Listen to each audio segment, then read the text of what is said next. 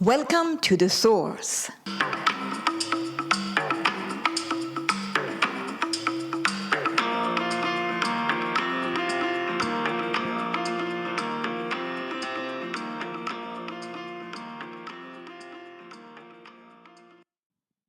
Namaste. Today's theme is yoga. While I know International Yoga Day is in June, it's at the same time as midsummer and the summer solstice, so I've chosen to talk about yoga today instead. I'm Hannah Tellisell, and this is the Source Podcast, your source of inspiration and good things. I began practicing yoga in the early 2000s.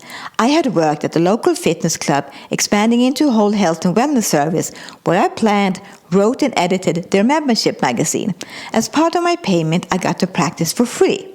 I started with lifting weights and then moved on to something called body balance. It was soft motions, yet strengthening, and it became the precursor to later take classes in power yoga.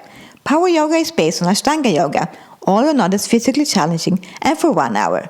I practiced it for a couple of years and later for another teacher too. Yoga to me became a way to align the motions with the type of breath that enabled me to endure more. Often we practice with lower lights and lit candles to really be able to relax and turn inwardly.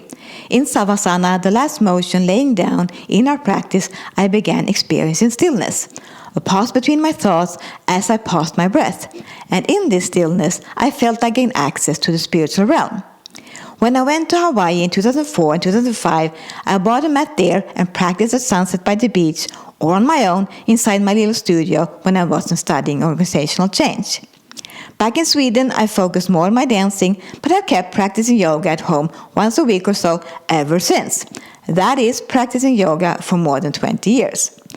Besides at the beach back in Hawaii, I've even practiced inside a prison cell when I had another stint back in Hawaii was later detained by ICE, directly on the floor.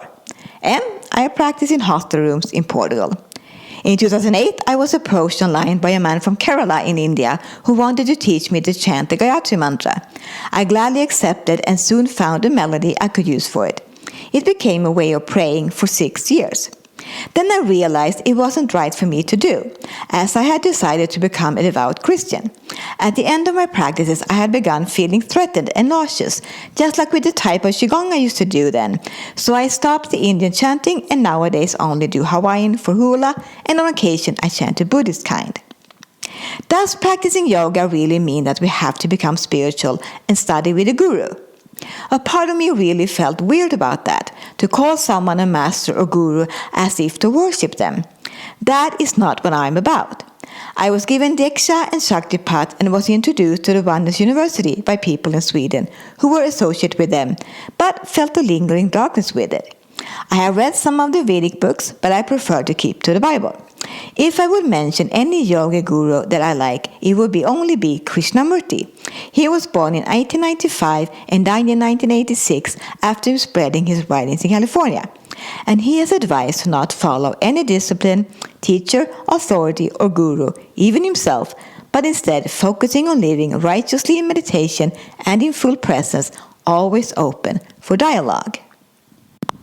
To me, yoga became a tool to get to know my body better. Since we most of the time were doing the same motions or asanas, it became a way to notice whether it felt different or harder some days and easier others, and why that could be. With time, I felt like I got an access to a better control of my body from within, a more open and flexible body that allows my organs to function better, which in turn has made me a better dancer, a little more centered.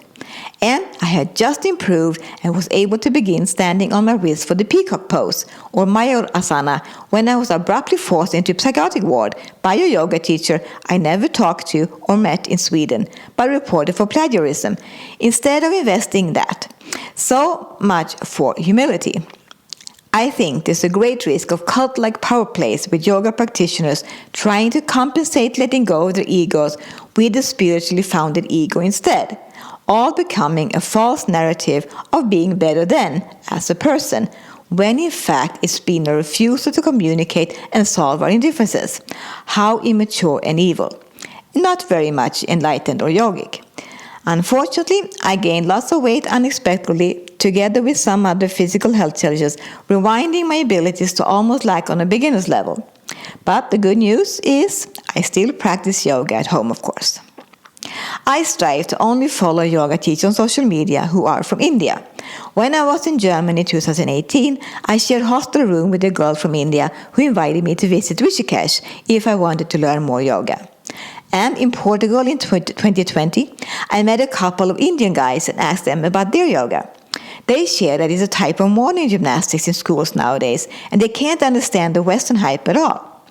It solidifies the importance to uphold indigenous traditions with integrity, which is what Teleciv Living Center is all about. To strike a pose, but with a local, in a local style. The next episode of the Source podcast drops on May 15th when we're going to talk everything family and forgiveness. Tune in next week for that. Thanks for listening. Please rate, review, and subscribe for more life coaching tips. And remember, care about yourself, others, and Earth. Aloha!